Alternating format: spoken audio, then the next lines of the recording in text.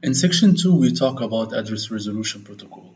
As we have mentioned before, each node on the network has both IP address and MAC address. The IP address is used to forward or to route information or data from one network to another, whereas the MAC address is used within the local area network to switch the frame to the particular destination.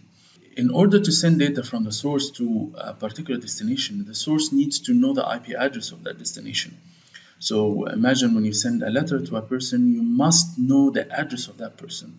However, sometimes the source does not know the physical address of the destination.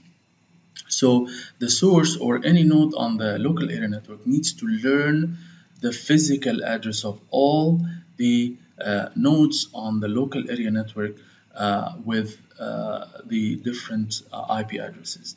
That's the main function of address resolution protocol. Address resolution protocol has two basic functions. The first one is to resolve the IP version 4 addresses to MAC addresses. So the source needs to learn all the physical address that corresponds to the different IP addresses on the local area network. And the second thing is that it needs to maintain that in a lookup table that can be used later on. So to understand this concept, resolving the IP address into MAC addresses is done by each node, that each node will send a request, which is what we call ARP request. The source node will send a request, ARP request, to learn the MAC address that corresponds to a particular IP address. This ARP request is sent as broadcast to the entire local area network, and only the node that has the physical address that corresponds to this IP address will send a reply back to the source node to inform it that I have this IP address and my physical address is this. So I will send back the physical address that corresponds to my IP address. Then in the near future, the source will then use this IP address and physical address to send to this particular node. The second part of this is just that each node will host what we call an ARP cache or ARP lookup table that it uses to store the information about each physical address that corresponds to a particular IP address.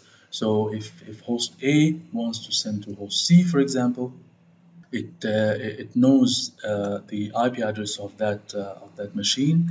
So host A wants to send data to IP address 10.10.0.3, but it does not have the physical address of that machine. Then it sends first an ARP request to all the nodes, and then only node C, because it has this particular IP address, will respond back.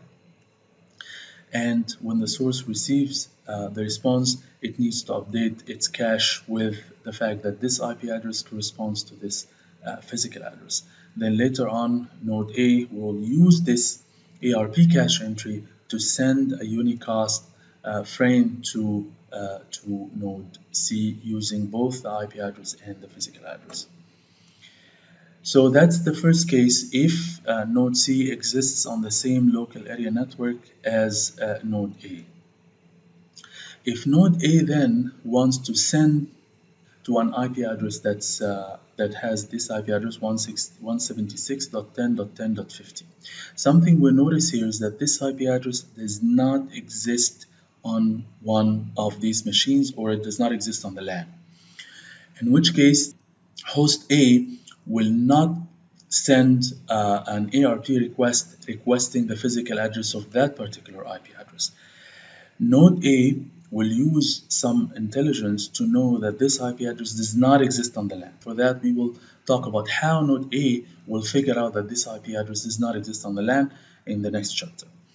But then node A will learn that this IP address does not exist on the LAN, in which case node A will have the IP address of the default gateway or this router port. So at least node A will have the IP address of that particular port on the router, because that port exists on the LAN. So instead of sending an ARP request to learn the physical address for that ultimate destination IP address, it will send an ARP request to learn the physical address of the default gateway port. So as we can see, the request will request the physical address for an IP address 10.10.0.254. So none of these nodes will respond back except the router. It will then send a response back to node A, telling it that I have this IP address and my physical address is 00107B E7FAEF. Okay, then node A will then update its own cache and then will use this physical address later on to send frames to the default gateway.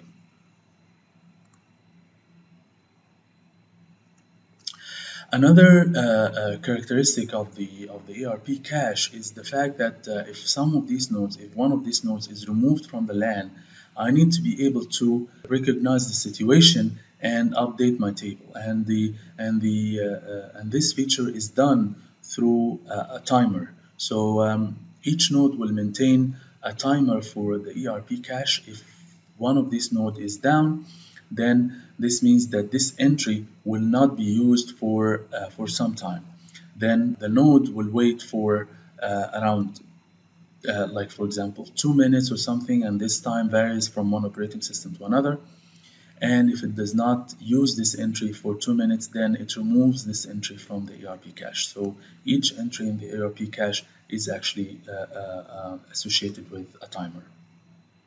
So that's how the ARP table looks like on the router and on the host. And of course, these tables will be explained in details in the lab.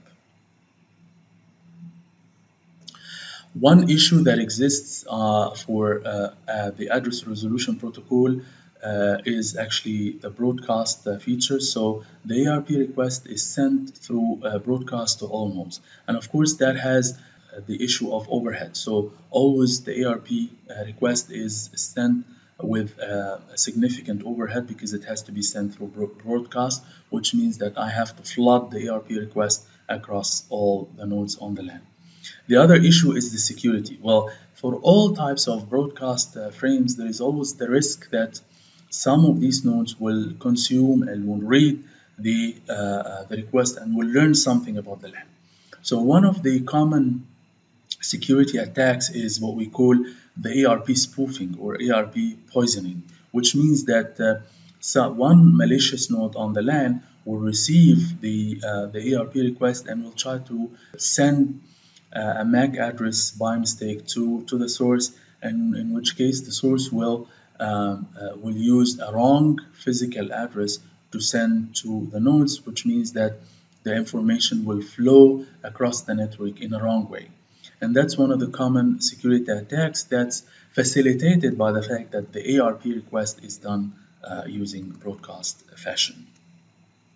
To fix that problem, in recent switches, they have two techniques to mitigate this. One technique is access list or authorized access list to make sure that whoever is sending ARP requests and ARP reply are actually authorized to do so. So it creates this access list to make sure that the ARP request and ARP replies are coming from an authorized node. The other thing is that it uses like some port security technique to filter based on these access lists. So if I receive an ARP request or ARP reply on one of these switch ports and these replies are coming from an unauthorized computer, then I will not accept this ARP request or reply. So this way I can protect the nodes on the network from using any wrong physical address.